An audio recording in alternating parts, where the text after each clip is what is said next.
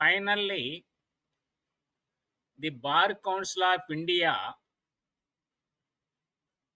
has given final answer key All India Bar Exam 19.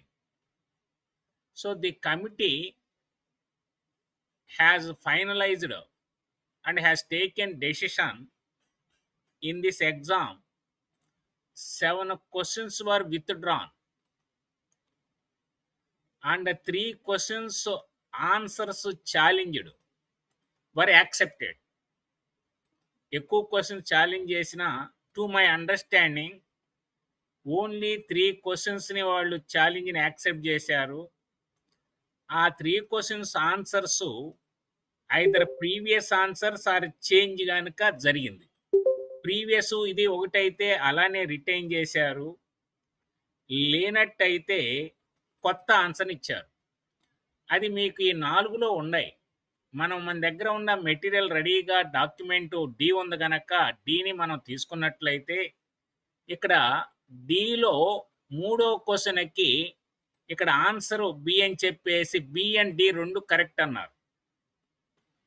ఇది next వచ్చేతలకి మీకు అది దాని అర్థం. నెక్స్ట్ వచ్చేతలకి 20వ క్వశ్చన్ ఏ అన్నారు.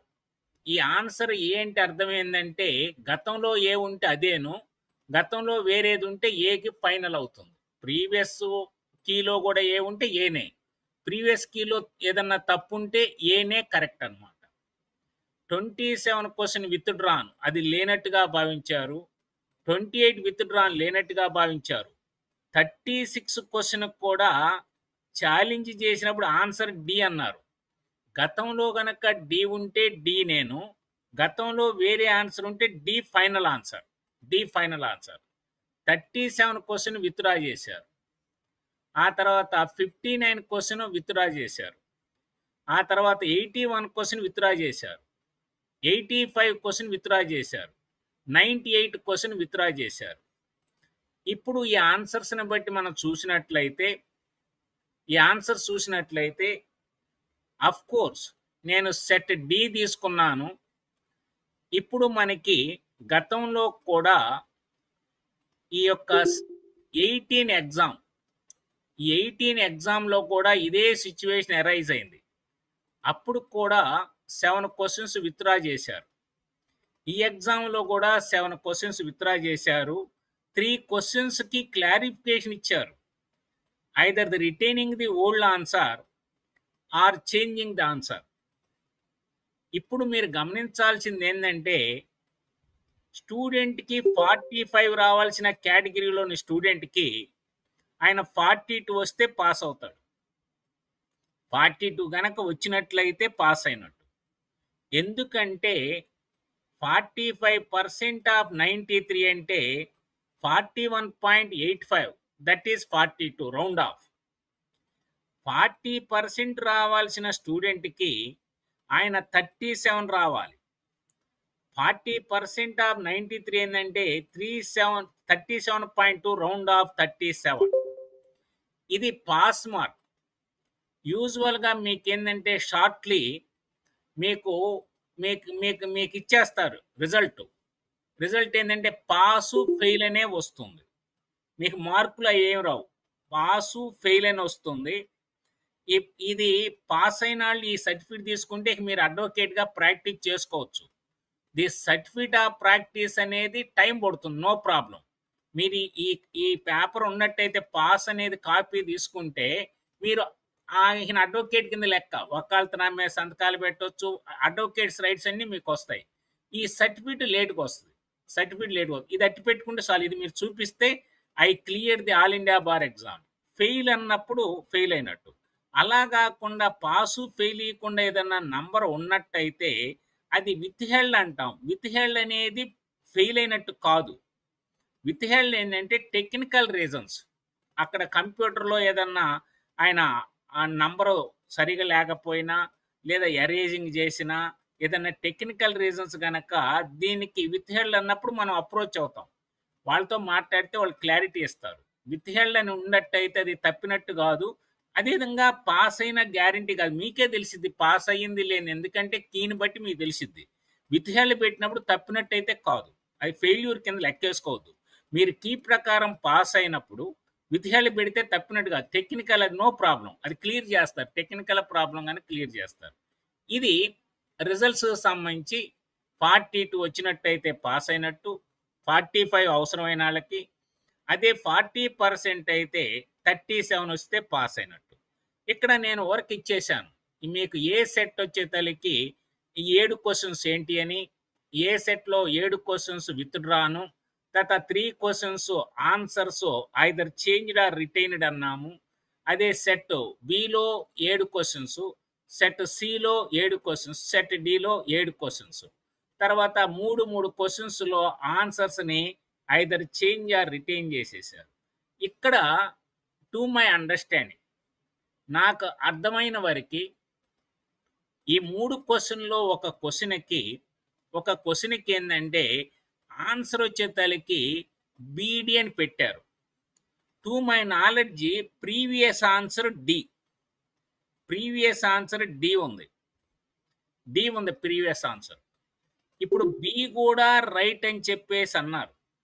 బి కూడా రైట్ అని చెప్పేసి అన్నారు. అంటే మనకి మూడవ క్వెషన్ చూసినప్పుడు మనము డి అనేది ప్రీవియస్ ఆన్సర్. ప్రీవియస్ కీ ప్రకారం డి అని చెప్పేసి ప్రీవియస్ ఆన్సర్. మనం ఆ రోజునే చెప్పాం. బి ఆన్సర్ కూడా రైట్ అని సెక్షన్ 43 అని ఇక్కడ కీలో ఇచ్చేసాం మనం. మనం రాసినప్పుడు ఆన్సర్‌లో 2 రాసాం. అదేంటంటే 66 ప్రకారం ఇది ఉంది, 43 ఇది ఉంది, 2 వస్తాయని రాసాం. కానీ కీలో డి ఇస్తే డీనే పెట్టేశాం. ఇప్పుడు వాళ్ళు ఏం చేశారంటే both B and D are correct అని అన్నారు. Of course to my understanding I may be right, I may be wrong. ఇప్పుడు ఆ కీలో గనక కంప్యూటర్ గనక డి ఆన్సర్‌ని తీసుకుందనుకో నో ప్రాబ్లమ్. ఇప్పుడు ఒకటే తీసుకుంటది.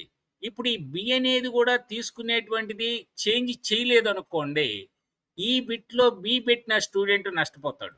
ఒక మార్క్ తగ్గిద్ది. అది జాగ్రత్తగా చూడాలన్నమాట. అంటే మీ క్యాలిక్యులేషన్‌లో మీకు ఈ బిని లెక్కేసుకొని గతంలో డి గనక నో ప్రాబ్లమ్. మరి 2 పెట్టినప్పుడు ఈ 2 ఎవరైనా ఇది లెక్కేసుకున్నప్పుడు ఒక మార్పు తగ్గింది అనుకుంటే మీరు క్వెషన్ చేసుకోవచ్చు. వాళ్ళని కన్సల్ట్ అవ్వచ్చు. ఈ మూడో క్వెషన్ చూసుకోండి. ఎవరికన్నా 41 అట్లా వచ్చినప్పుడు ఆ 42 రావాలి గనక ఇది. లేదా వాళ్ళు ఎవరన్నా మళ్ళీ క్వెషన్ చేస్తే తీసేశారనుకోండి క్వెషను. అప్పుడు తీసేస్తే 41 చాలు.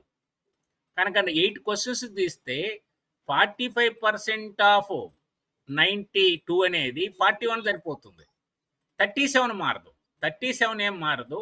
42ది 41 అవటానికి అవకాశం ఏందంటే ఒకవేళ మూడవ question B and D answers ఉండి ఒకవేళ కంప్యూటర్‌లో గతంలో డీనే గనక తీసుకొని బిని తీసుకోకపోతే ఏదన్నా స్టూడెంట్ గనక బి ఆన్సర్ పెట్టినప్పుడు ఆయన లెక్కకి ఈ మార్కు కలవలేదనుకున్నప్పుడు ఈ మూడో క్వెషన్‌లో ఆ క్వెషన్ ప్రాబ్లమ్ వస్తుంది. ఇది ఈ క్వెషన్ మీద మరి వాళ్ళు ఇది ఫైనల్ అంటారా? ఏమన్నా ఎవరన్నా ఛాలెంజ్ మళ్ళీ దీని మీద క్వెషన్ చేస్తే ఏదన్నా దీని గురించి చెబుతారా? ఇది 100% అయితే క్లియర్ కాదు. 100% క్లియర్ కాదు. లేదా Bar Council of India we have taken final decision. Both answers are correct. We adjusted the computer with regard to this question అని గనక అంటే అది ఫైనల్ అవుతుంది. ఈ కీనే ఫైనల్ అవుతుంది. ఇది మనకి మీరు పాస్‌కి వచ్చే తలకి మీరు చూసుకోవాల్సింది ఏంటంటే ఇది ఒక్కసారి చూడండి. మీ డౌట్స్ నేను అడుగుతాను. మీకు వచ్చే తలకి ఏంటంటే 42 రావాలి. 42 వస్తేనే పాస్ అవుతాం. రౌండ్ ఆఫ్ అవుతుంది. ఇదేంటంటే 40% వాళ్ళకి 37 రావాలి. ఇప్పుడు ఇది రిజల్ట్. తర్వాత మీకు చెప్పాను కదా, పాస్ అని వస్తే ఆ యొక్క కాపీని మీరు ఫోటోస్టాట్ తీసుకొని దాన్ని మీరు అడ్వకేట్‌గా ప్రాక్టీస్ చేయొచ్చు. ఫెయిల్ అంటే బ్యాడ్ లక్. విత్ హెల్డ్ అంటే డోంట్ వర్రీ. విత్ హెల్డ్ అంటే టెక్నికల్ ప్రాబ్లం ఉండి విత్ హెల్డ్ పెడతారు. అది రెక్టిఫై చేసుకోవచ్చు. ఇది మనకొచ్చే తలకి ఈ యొక్క